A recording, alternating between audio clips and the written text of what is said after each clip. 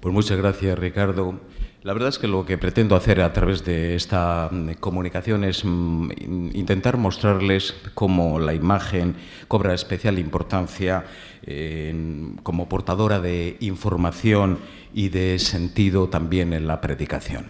Hemos oído hablar hasta ahora cómo la revelación era traducción, la revelación se presenta a través de la predicación, y ahora vamos a ver también cómo en la predicación viene contenida por las imágenes, por el sentido, y cómo desde un primer momento en la orden de los dominicos esto se constituyó también el lema. Efectivamente, contemplar para predicar. Tenemos que tener en cuenta que las formas de predicación son muchas y muy diversas. No consiste exclusivamente en dar un discurso, mencionar efectivamente unos pasajes del Evangelio a través de una forma oral. Lo cierto es que la misión también es una forma de predicación, e incluso ahora que estamos hablando tanto de la traducción también es una forma de traducción, como el arte, porque ahora entramos de lleno efectivamente en unos contenidos artísticos. La Orden de Predicadores, como les digo, nació con el propósito de evangelizar el mundo a través de la predicación de la palabra de Dios para obtener la salvación de las almas.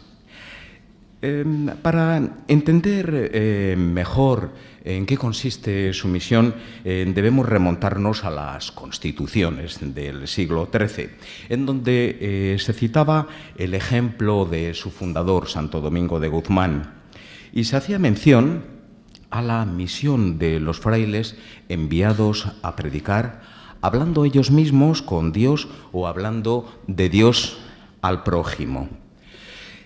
Lo cierto es que es difícil admitir que se pueda hablar al mismo tiempo con Dios y con el prójimo.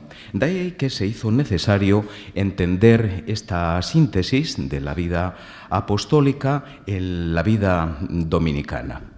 Fue Santo Tomás de Aquino el que dio las claves a la orden: contemplar y dar a los demás lo contemplado. A partir de aquí empezamos a comprender mucho mejor cuál era el sentido del propio predicador. Tenemos que tener en cuenta que esta contemplación, como sugiere Antolín González, es realmente una contemplación absolutamente sobrenatural, infundida por Dios, mediante la cual se entra en contacto y experiencia connatural con las verdades de la fe revelada. En el conocimiento de la labor de predicación y de los símbolos de la liturgia es importante también para la contemplación. Lo cierto es que se presentaba como el acceso a un mundo lleno de imágenes, a un mundo sobrenatural, como decía el investigador hace unos instantes, y tenemos que tener en cuenta cómo la definición dada por el propio diccionario sobre lo que es contemplar, es decir, mirar, entra también de alguna manera en relación con lo que expresa también el verbo latín mirari. Mirari es también asombrarse. Quizás es producto, efectivamente, de esta revelación. No solamente mirar, sino admirarse también por lo contemplado. Decíamos anteriormente que los signos y símbolos de la celebración, de la liturgia, nos van a introducir poderosamente en el terreno de la imagen también. Los novicios son preparados para entender perfectamente cuál es la simbología de la celebración y cómo en ella van a ganar también muchísima importancia otras formas de la liturgia, como son los aspectos corales, los aspectos también de expresión a través de los sentidos. Porque a través de ella llega también la contemplación y llega también la revelación. Sin duda fue Santo Tomás de Aquino el que en la Suma Teológica puso de manifiesto cuáles eran los valores de la contemplación y cómo debía llevarse a cabo. Lo cierto es que para la orden, Santo Tomás de Aquino fue el auténtico referente en estas lides y tenemos que tener en cuenta que ya en los capítulos del siglo XIII se empezó realmente a exigir también a la orden dominicana el conocimiento exhaustivo de la suma teológica de la posición de Santo Tomás. Los dominicos incluso, y esto se determinó también en un capítulo de la orden, fueron exigidos también a prestar juramento para llevar a cabo lo que era la posición teológica de Santo Tomás de Aquino.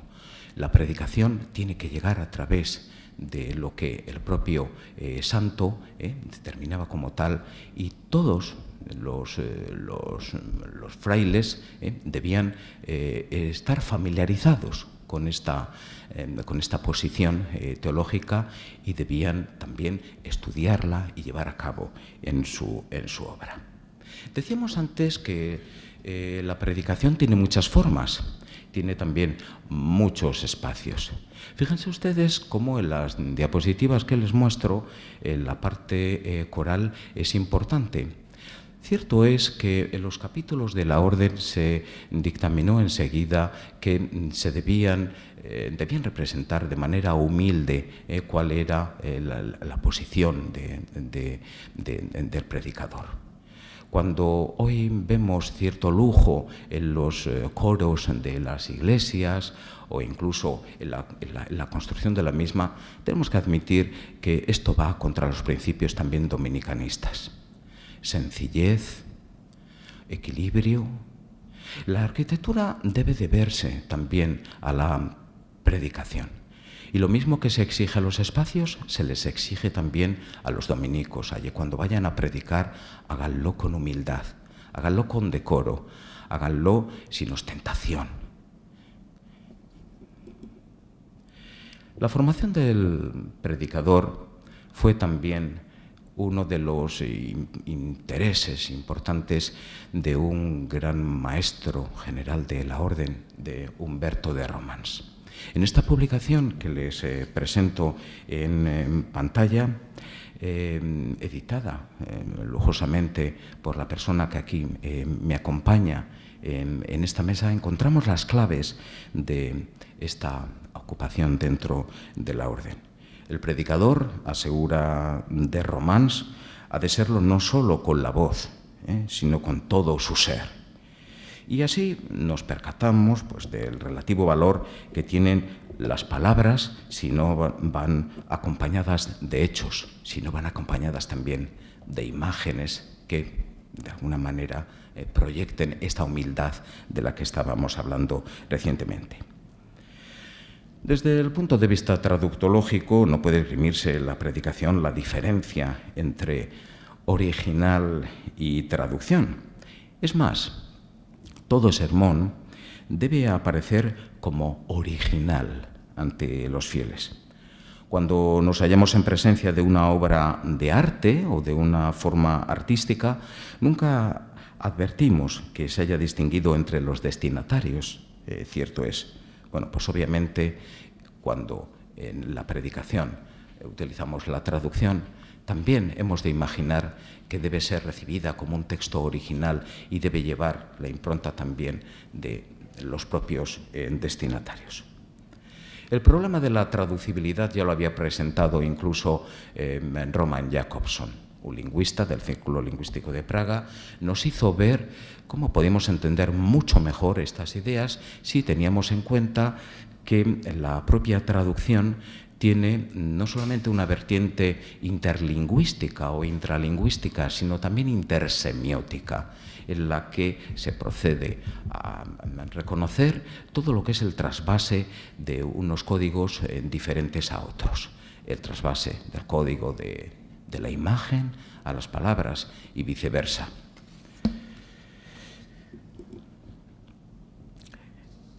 La predicación es comparada también al efecto de la luz. Esto también, de alguna manera, viene sugerido por la propia revelación. Es el estado anterior en el que se encuentran inmersos los individuos y viene a suponer una luz dentro de lo que es su propia experiencia vital, y esta luz es imagen, sobre todo, también. La traducción para la predicación hemos dicho anteriormente, como el propio Roman Jakobson ya había sugerido, que debía considerarse como un trasvase de códigos. Pero tenemos que tener en cuenta también, en este sentido, las aportaciones de otros grandes pensadores como Walter Benjamin, que venía a plantearnos como el problema de la traducibilidad debemos superarlo también. Lo cierto es que la traducibilidad se puede entender como la dificultad de encontrar en una lengua el acomodo de las ideas de un texto original, o también como la incapacidad para expresar unas ideas. Bien, desde este sentido tenemos que admitir que la revelación, como muy bien apuntó el otro día Ricardo de Luis, debe venir en la forma en la que el lenguaje pueda ser entendido, comprendido por la clase que lo aporta. La imagen va a ser un poderoso también medio para poder comprender mucho mejor la revelación. Lo cierto es que la imagen vale más que 1000 palabras, podríamos decir, y que habitualmente se le ha venido concediendo una gran importancia. En esta imagen que representa la duda de Santo Tomás encontramos de alguna manera las claves para comprender mucho más el valor de lo representado, de lo figurado por encima de las palabras. Santo Tomás, por mucho que le dijeran que había visto al Señor, si no introducía los dedos, ¿verdad?, en sus llagas, no podía creerlo. Bien, la imagen de alguna manera es como un acercamiento a estas llagas también. Cierto es que en grabados como este que le presento, vemos también cómo se lleva a cabo, cómo se ha llevado a cabo y se sigue llevando todavía en la actualidad las formas de la predicación. Imagínense el apoyo de los aspectos visuales ante los indígenas, el apoyo de toda una serie de imágenes que van a permitir que sea mucho mejor comprendido el mensaje de la predicación. Cierto es también que se ha señalado que el origen del mensaje del predicador es trascendental y que la naturaleza de la comunicación con Dios es sobrenatural, de lo que se deriva que la comunicación con Dios se realiza por medio de la realidad simbólica, que entroncaría con lo imaginario, que es donde cobran vida los arquetipos y los mitos. La historia, como les decía, ha encontrado en la imagen también en la explicación, pero también la primera fuente documental y la expresión simbólica, la realización de la comunicación universal. Y ello mucho antes que la palabra escrita, que data de antes de ayer, es decir, de hace solo 5000 años. En esta obra que tienen ustedes en pantalla, Los 9 modos de orar, podemos ver también representado el valor de la imagen dentro de la experiencia dominicana o de la experiencia de Santo Domingo de Guzmán, el Homo Orans. Es una obra exquisita, debida a un autor anónimo. Seguramente fue escrita y pintada en esta ciudad de Bolonia, y a través de estos 9 modos de orar vamos a ver en imágenes cómo se proyecta la actitud ante el Dios, la actitud orante, y cómo se nos va a sugerir ya desde la propia experiencia de Santo Domingo de Guzmán lo que deben hacerse, cómo se debe entender la posición, cómo debe entenderse la imagen sugerida para hacer incluso la oración. Pero fíjense ustedes cómo desde el descubrimiento del Nuevo Mundo la imagen cobró especial importancia. En esta imagen de un catecismo pictográfico, que les he querido representar el tamaño de los dedos para que vean ustedes las dimensiones exactas de este catecismo, se pretendía culturizar a los indios, se pretendía también predicar ante ellos, pero exclusivamente con imágenes, porque las palabras ya no tenían sentido alguno desde el momento en que no eran comprendidas, puesto que no reconocían una lengua y otra. Los demás. En aquellos momentos de la misión, pues los catecismos empezaban a adquirir también unos comportamientos pictóricos importantes. En este primer catecismo, debido a agustinos y dominicos, que les presento en pantalla, la doctrina cristiana, se contienen hasta 5 imágenes que vienen a acompañar el sentido también del propio catecismo. Y en la otra obra también que les presento van ustedes también a poder disfrutar de estas imágenes. Con la Contrarreforma, con las consecuencias del Concilio de Trento, vamos a necesitar también poderosamente de ellas, de las imágenes, para adoctrinar. Fue un célebre dominico, Fray Luis de Granada, quien en sus obras nos demostró la eficacia en la predicación de las imágenes y de la fuerza de las mismas. Pero les quiero también a ustedes recordar el valor que tuvo en aquella época la representación de la doctrina a través de múltiples San Jerónimos, de muchas descripciones en las que se transmitía la fe a través de la imagen. ¿Y qué decir de esta obra universal de la que tanto se ha hablado en este encuentro de Tomás de Kempis, de Imitazione di Cristi, donde se sugería de una manera realista cuál era la actitud del cristiano y cómo debía llevarla a cabo? Lo cierto es que a través de la imagen hemos conseguido dar forma a las metáforas, hemos conseguido también entender mucho mejor las obras pictóricas, y vean cómo desde el siglo XVII es frecuente lo que es la pintura que venga acompañada también de texto, pero vean ustedes la complementariedad de la misma. Quiero terminar ya poquito a poco mi exposición mostrándoles cómo a través de la imagen lo que vamos a conseguir es una capacidad de evocación, vamos a conseguir una capacidad mayor de memoria. Si en esta representación podemos imaginar en sus formas a los santos, a los grandes referentes del ámbito cristiano y por supuesto a las figuras dominicanas, vamos a conseguir muchísimo mejor que con los textos saber cuál era el auténtico rostro de aquel personaje de excepción.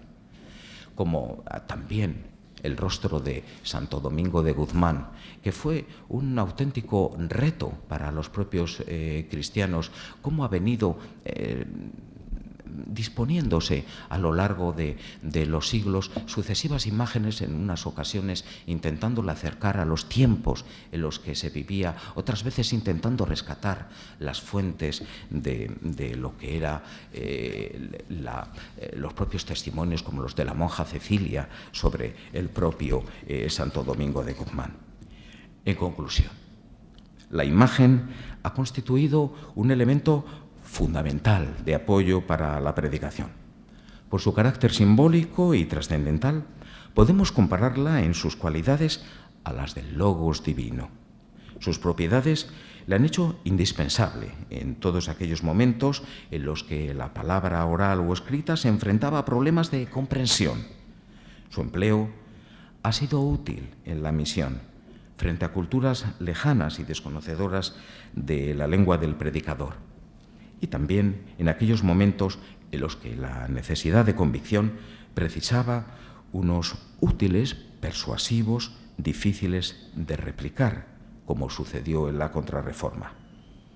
En el mundo de la traducción, y con esto quiero concluir, la imagen resultó de gran apoyo para asegurar los conceptos y el mensaje, e incluso llegó a sustituirla con nuevos argumentos, pues los ojos del intérprete tuvieron más valor que la boca o la pluma del traductor.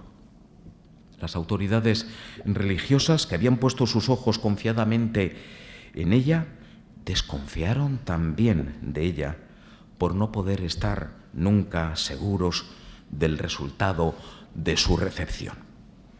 Si la función evocadora y recordatoria de la imagen es quizás la propiedad más significativa por su posibilidad de eternizar el instante, faceta por la cual ha triunfado también la propaganda icónico-visual, también es la más insegura por la capacidad de manipulación que el individuo encuentra en el recuerdo. La imagen, para terminar, ha supuesto para la traducción la versión fiable o persuasiva de una realidad entretejida en el discurso, el signo no lingüístico más eficaz para la construcción del sentido. Muchas gracias.